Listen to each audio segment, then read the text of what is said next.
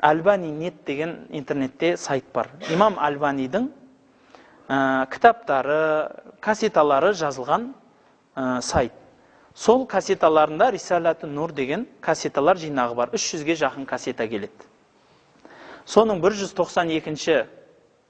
192 кассетасында 18 минуттарында, 18 минуттан 48 секунд кеткенде деп те айтуға болады.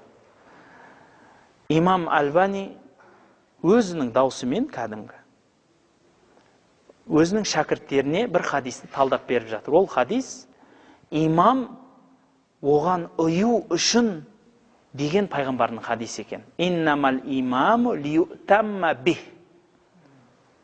Сөйтіп бұл хадистің тұруқтарын айтады негіз кассетаның басында.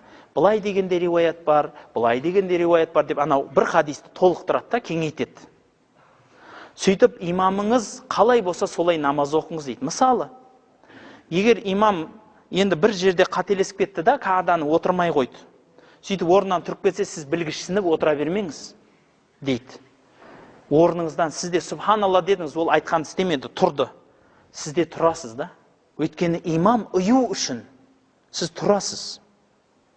Деп, осындай біраз мәселелерді талдағасын бір кісі сұрайды. Енді мен, мысалы, қазір Рамазан келе жатыр. Мұнда имам Ханафи мазхабында витр уәжіп оқиды. Жамағатпен оқылады. Сол кезде құлақ қағып, құнт дұғасын оқиды.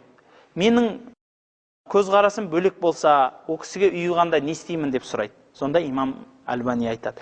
Жоғардағы хадис, айтылған хадис, яғни мәжа әлел хаср. Хаср дегеніміз өлшеп, мынау нәрсе болады, мынау нәрсе болмайды деген үшін келмеді дейді.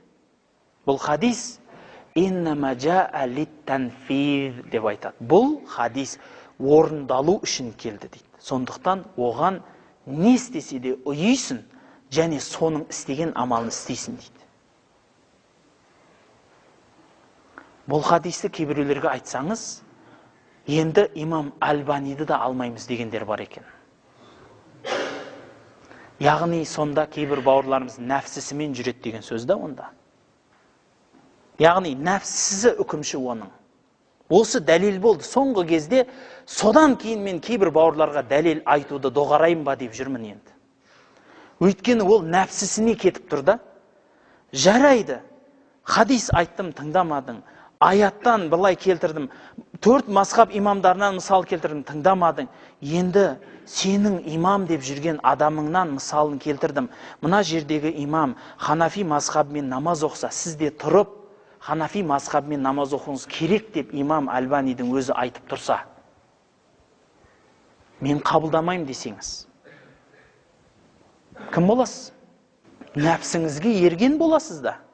Яғни сіздің нәпсіңіздің сөзін ғана айтса, соныкі дұрыс болады. Нәпсіңізге дұрыс кемегенді сіз тастайсыз сонда. Сөйтіп жүрсіз ғой. Онда бір кісі айтады. Пірі жоқтың пірі шайтан деген сөз бар.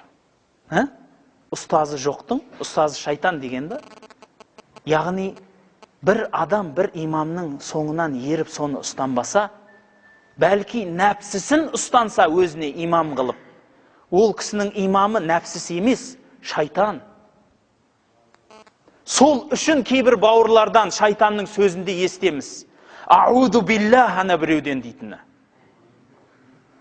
Өйткені соның мектебі сондай болып тұр ғой Құранда. Мектеп дәл сөйтіп кеп тұр ғой.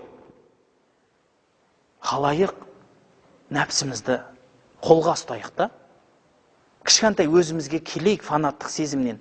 Айтады, Ханафи мазхабын ұстанушылар фанаттар дейді. Бірақ мен мазхаб ұстанбайтын жігіттерден фанат емес сезім көрген емеспін.